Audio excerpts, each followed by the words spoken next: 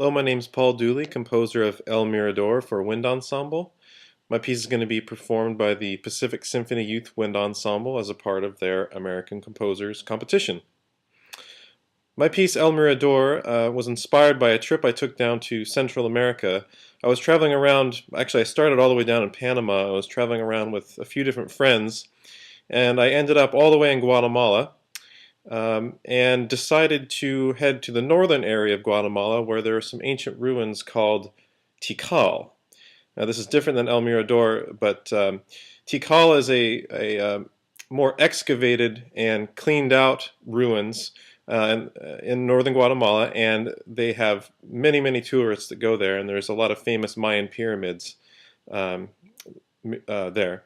And when I made it up to the northern area of Guatemala, I was staying in this town called Flores. It's kind of where everyone stays before they head out to the jungle, to the ruins. And there was a local tour guide there, sort of rounding up young guys like us, charge us a little bit of money and take us out into the jungle to a different set of ruins called El Mirador. El Mirador was discovered, I think, about 30 years ago. It takes about a 3-day hike to get out there through the jungle, and most of it is still has been taken back by the jungle. It's completely covered. You don't really see the Mayan pyramids. They're sort of just look like large, well, small mountains in the middle of the jungle. The jungle there is very flat, so all of a sudden you have a flat jungle and then a big mound of dirt, and it's actually not a mound of dirt, it's actually a pyramid underneath there. But the El Mirador is a massive complex. It was the largest Mayan civilization in the whole Mayan world, and it had the largest pyramid there.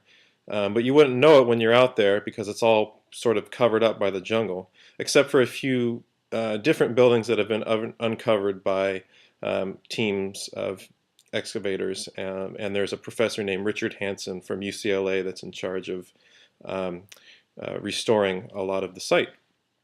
So I wanted to write a piece about this place, I guess all of its grandeur and also its failure as a civilization.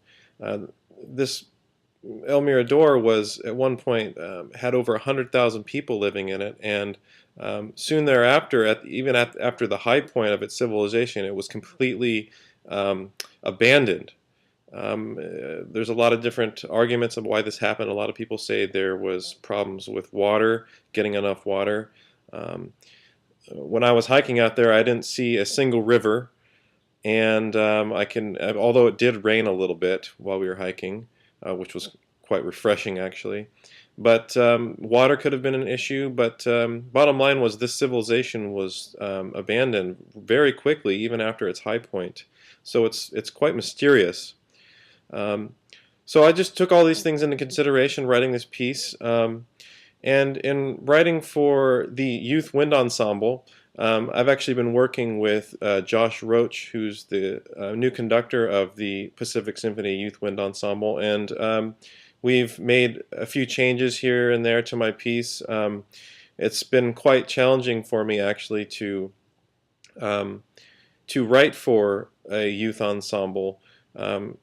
You might think that writing for a youth ensemble will be easier. It's the music is simpler. Well, that's really not the case. I don't think the music is simpler, and the case is actually the opposite. It's quite a bit more difficult for me to write music that is simpler and easier to play. So we've made he's had a lot of great suggestions, and I've gone through my score and made some changes, and I've been sending new parts to Josh, and the updated score. I think we finally got it figured out, so we're excited about that. And he says the group is sounding great. So I hope you can hear the piece, and I'm really looking forward to coming out there. Best wishes.